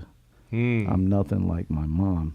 But my bad habit that I think that I got from my dad, his go-to, and remember we had to talk about explicit words. Mm-hmm. You knew something was going down when you heard "motherfucker." Yeah. So that's like I find myself going, "Oh, this mom, what the?" Yeah. But yeah, I think that's probably the only thing. Outside of that, I'm a free spirit. Yeah. Okay. Yeah, that's a tough question. Yeah. I mean, I think from my parents, if I had to pick one from each. So my dad, he was extremely cheap growing up. He used to make us pay him to use the dryer, right? So, Okay. it was one of those things. He was like, hey, you give me 50 cents or you go hang your clothes up outside. Yeah. And I appreciate the value of money that he instilled in me, right? Yeah. But at the same time, I feel like I don't want to instill that on my kids, right? Maybe not so hardcore. Not so hardcore, but Yeah. it's still that, hey, it takes a lot of work to pay the bills. It takes a lot of work to buy you guys clothes, so don't go screw it up by running around. From my mom, I would say it was more her nurturing aspect, right? Like one of my fondest memories of her was she would just, when I couldn't sleep, she'd like scratch my back. Yeah. And I do that to my wife and all my kids when I help them fall asleep now. So That's a good one. Yeah. All right. Hey, Jeff, did your dad ever say, what do you think, electricity grows on trees? No, but You think this is a game? Similar, right. Oh, man. All right. he did put maxes on how much I could spend on shoes. He was like, $100 for some Jordans? He's all, nope. Nope.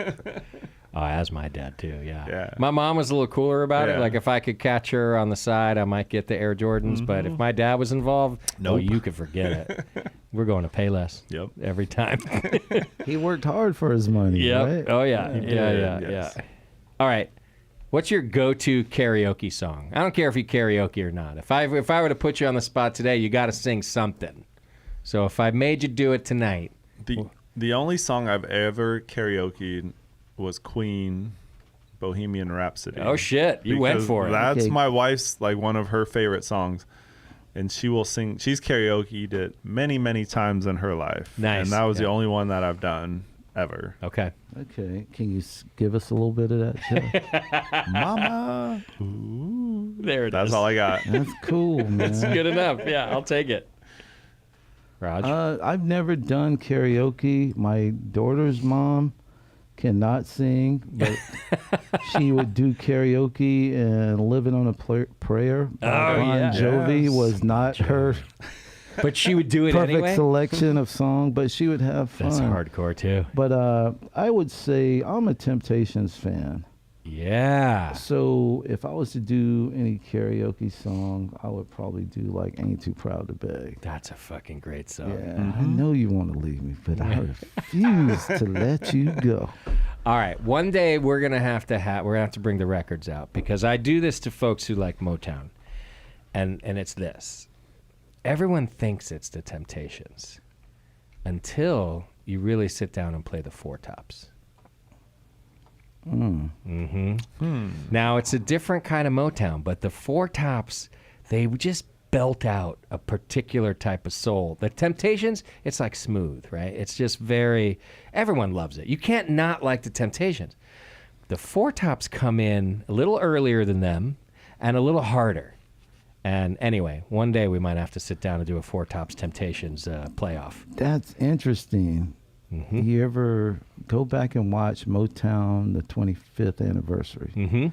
So they had a battle between the Four Tops and the Temptations, and I noticed early on, like all the Four Top songs were like the same type of music. It was like the same song, but just remixed. All around the world. You take it back. Yeah, no, like for real. I was you're just like, probably this right, is yeah. the same song. You're probably But I picked that up a few years ago. I was never a New Edition fan, but once they got older, You know, and they started, you know, they were young adults, blah, blah, blah. I was like, oh, man, okay, I You're can like, get all these right. guys. Yeah. But the era of Belle Biv DeVoe, Bobby Brown, Ralph Tresvant, they all used Jimmy Jam and Terry Lewis Yeah. to make that music. And if you listen to it, it's all similar. They just changed certain things. Yeah. I was like, You those must- are producers. You must be my age. You just named all the people I grew up with. Yeah. Okay. They were prophets, man. Smack it, flip it, rub it down. Oh no! Oh, no. I was just thinking about that. Yeah. So good. That was back when also I would go to the Sam Goody and buy the single tape. Yeah. Because I couldn't afford the full album, so I'd buy the single tape. Yeah. Those were the good old days. That's when music was still music. Yeah. Yeah. All right. Is there a beer?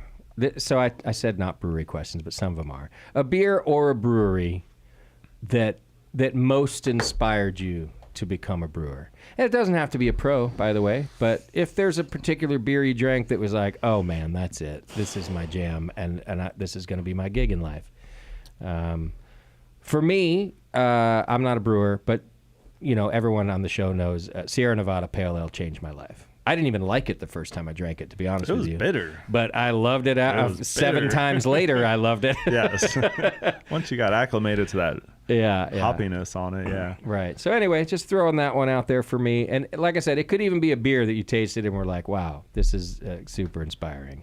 But it's got to be back in the day. It's got to be before you had your Yes. careers. So up until college, even in college, all I drank was either malt liquor like Mickey's, St. Ides, and then in college I drank a crap load of Bud Light. Right, I don't know why I ended up on Bud Light, first Coors Light or whatever. But then I met my wife, and it was like the day after we met.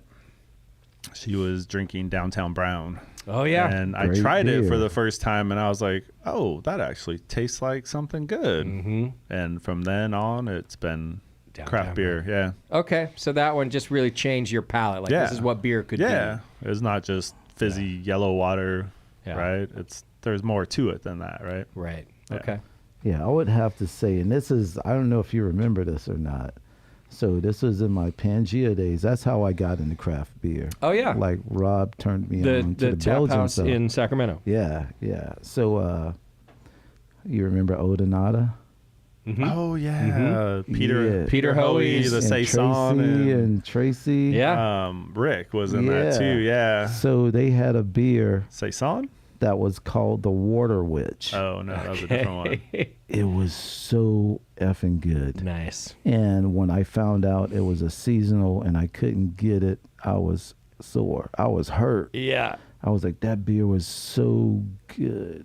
But yeah, that would be it for me. That's a good one. I like it. See, I like that. That's just not something off the shelf. That's a good answer. All right, here another brewery one. Now this could be anybody. It doesn't have to be a brewer at all. It could be famous people, alive, dead. But if you could brew with somebody, like bring them into the brew house and have a day out of it. Again, could be anybody. It doesn't even have to be a brewer. Family, famous, sports. Yeah, there's a lot of people in the world. There's a lot of people in the world. Yeah. It doesn't have to be the one, a one, whatever comes to mind, you know. I got one. You go. I'm gonna think about this So, one for a minute. Okay, so this is funny. So as a youth, like I was probably like 5, 6 years old, I realized I wanted to be a ventriloquist comedian. I love that. Now I got to So- scratch off a question off my list Yeah. based on that answer already. Yeah. So Okay. and so I loved comedy.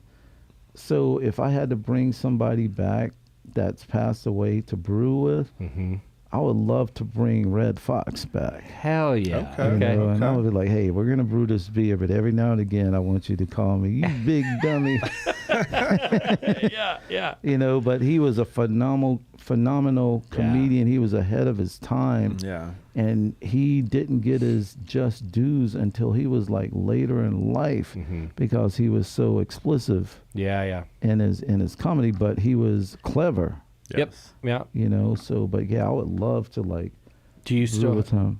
have your little ventriloquist doll? No, I don't have my dummy, but I do work with a lot of dummies. Fair enough. What are you saying, Raj? Yeah.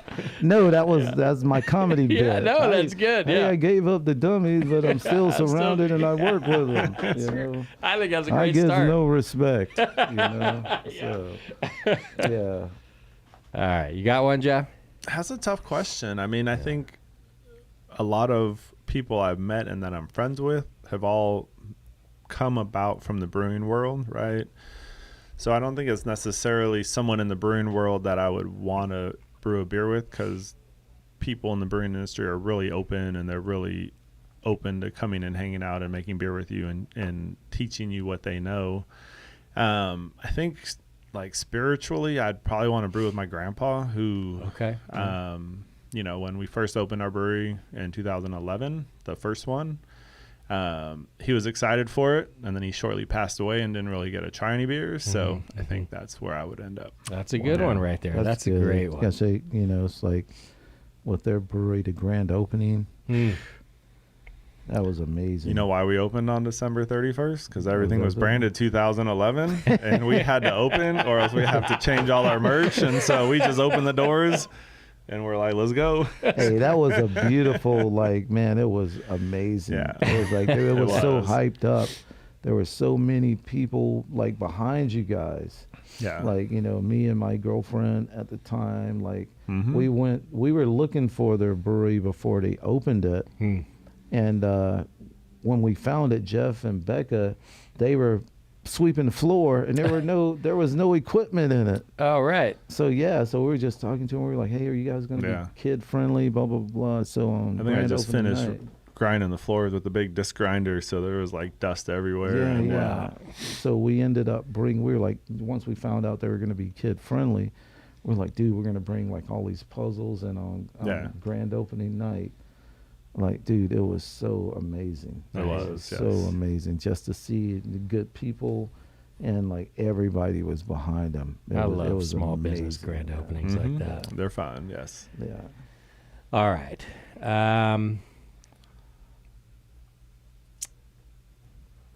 Okay, when you're out to eat, if your food is bad, do you say something? do you send it Raj? back? What do you do? Yeah. You do. You're a say something. Yeah, I'll give you. I got stories. That's all right. He That's sends the- it back to our That's the kitchen when it's point. not right. He's I'm like, hey, dude, you messed us up. You got to that's fix fair. this. That's no, fair. this is like, man. So it's different ownership now, but there was a craft beer establishment that focused on craft beer.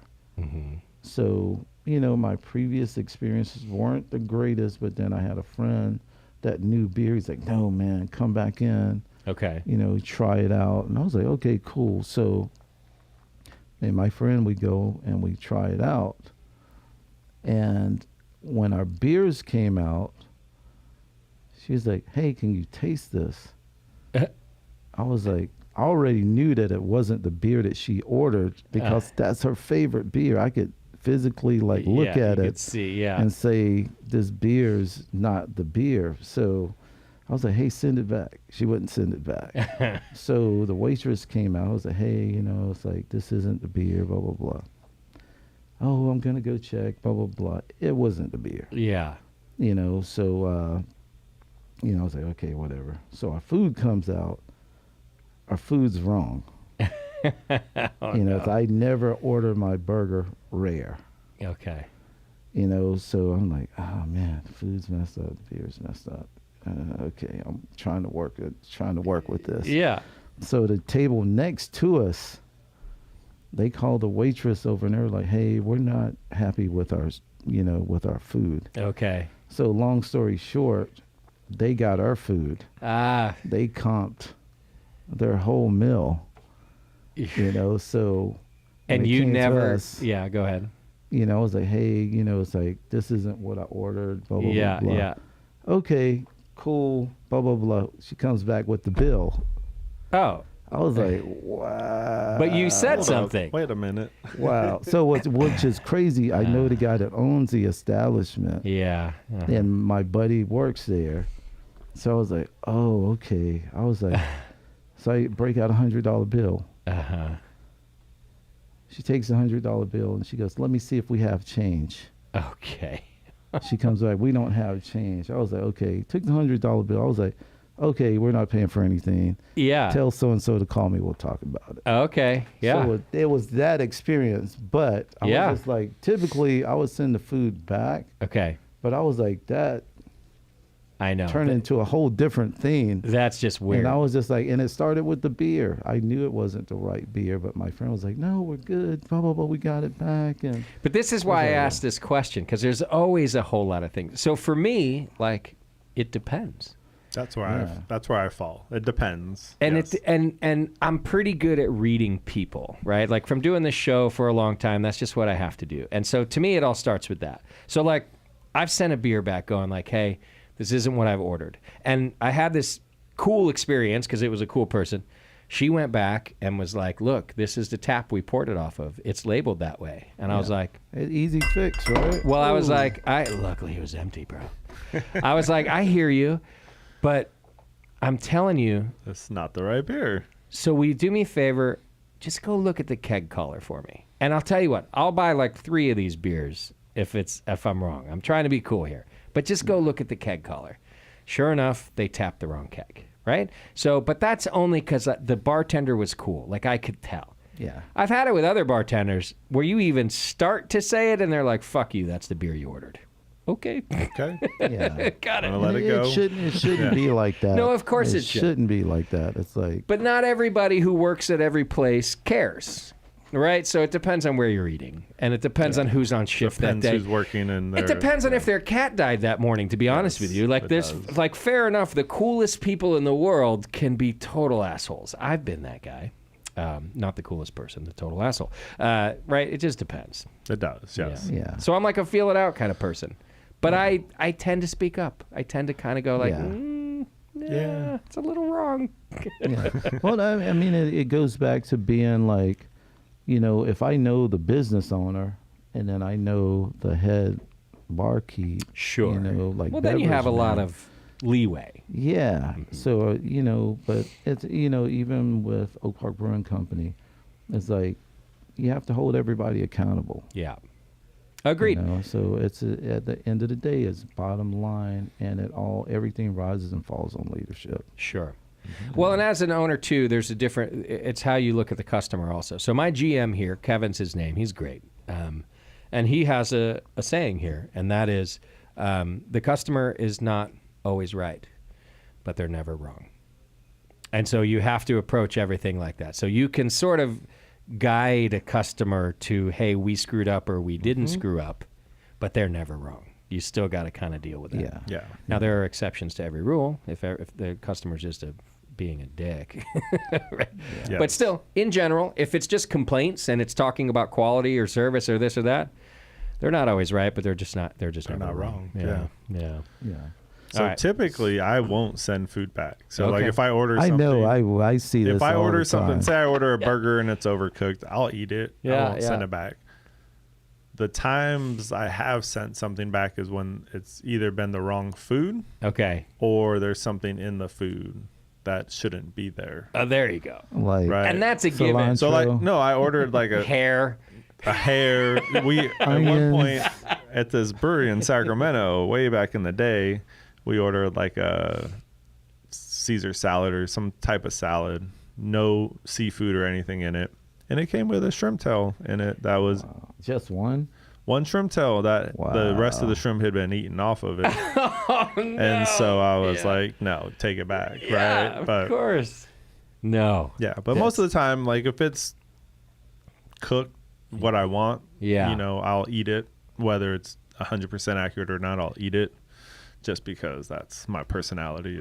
I'm with you less- on that. Like if I ordered, medium rare and it's well done, I'm eating it. Like it's Well, like if you go to like a super fancy steak place and you pay $100 for a filet mignon and you ask for it medium rare and they bring you one Yeah. you're gonna probably send it back, right? Or- you're I'll be right. like, no, Circumstantial, yeah. that's not right. So, question yeah. for you, Jeff: did you go back to that establishment? No. Okay. And it is now. So and it is there's now that. That's the what business. it comes down to. Right. I never went back. Yeah. Yeah. In my experience, I was like, come on, man. You're just like, don't play with my intelligence. Yeah. Well, and had they fixed it for you, you'd have gone Different back. story. Yeah. You'd have gone back. And so that's a good point for like restaurateurs and staff to know too. Like, Yeah, you're responsible for whether or not this person's ever going to come back. Yeah, because Yeah. I mean, you got 2 tables side by side Yeah. and totally 2 different experiences. I'm like, Yeah. Well, Why the same me? experience with 2 different outcomes. Yes. right. Yeah. You Yeah. know? No, that's So, not but good. yeah, things happen. You move forward. You don't harp on them. But that business is doing extremely well. So shouts out to them. They Well, know good who for they them. are. Good for them. Yeah. Are either of you superstitious at all? Black cats, whatever. Nowadays, I'm gonna say no. Okay. When I played baseball back in my early teens, late 20s, or early 20s, late teens, yes, I was. All right. But now I'm not. Yeah. What was your most irrational superstition when you were playing baseball? Like couldn't wash your jersey or whatever? No, it's more like how you put it was weird, like how you would like put your jersey on, or what pocket you'd put your gloves in and things like that. Yeah. Bro, that's OCD. That's not superstition. Well, hey, I'm not OCD anymore then, I guess. Yeah. The one time I put my glove in this pocket, I lost. Oh, my and then God, now yeah. I got to keep it in this other pocket because that's when I win. So, love it. Yeah. So what happens when you don't have the glove? You forget the glove. You don't play? I mean, you need a glove to pitch pretty much. What else? yeah. So you put it in your pocket. You're talking about like a little batting regular- Well, like Yeah. different things. Like sometimes it was like batting gloves, right? Like you'd put it in your pocket this way because you got to hit. Or like you keep your gloves on. He called home for it to be brought. Like, Dad. Hey, I can't. I lost bat. my glove Wait, again, Time Dad. out. Time out. Yeah. They'll be here in 10 minutes. Time out. No, There's it's sports. I think there's a lot of superstitions in sports where like you get in a routine and you're like, hey, I did really well this day because I did X, Y, or Z. That has nothing to do with your performance at all, right? Like there was a time where I wouldn't step on the foul line because I knew like, hey, every time I don't step on the foul line, I do okay. I do well, right? Yeah. Or like, it's if in between each pitch I step back here and like regroup my thoughts, like, I do better, right? Right.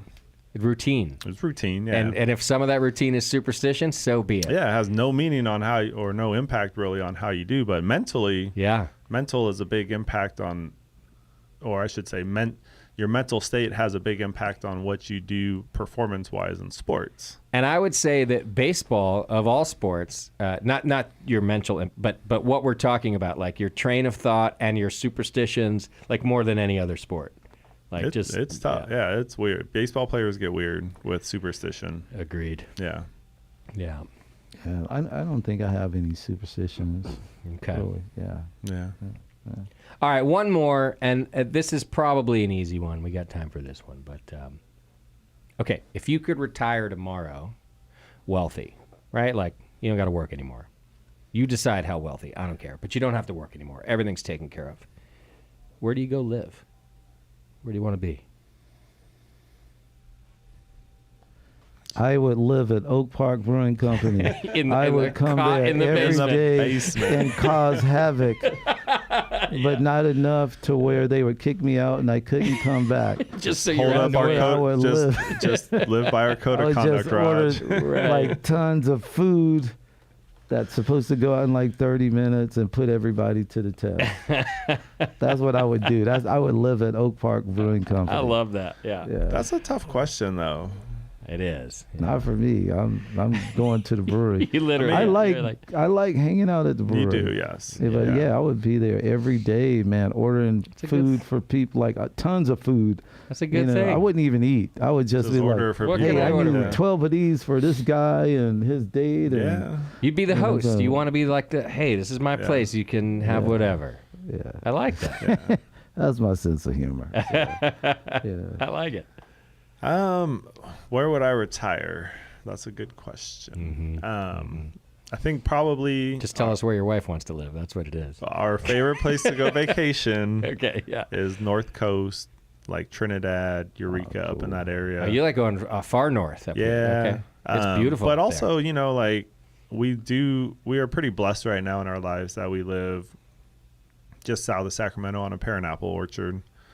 And Nice. like, I don't ever want to leave it. Like, Yeah, it's like our own vacation spot. Every day we go home, it's peaceful, it's quiet, it's our own place. And That's great. You know, I could easily see myself living there for the rest of my life. So And how far is that commute? it takes me like 20 minutes to get to work. That's nothing. No, not In at all. California, 20 minutes is 2 Nothing. minutes. That's Yeah. nothing. Yeah.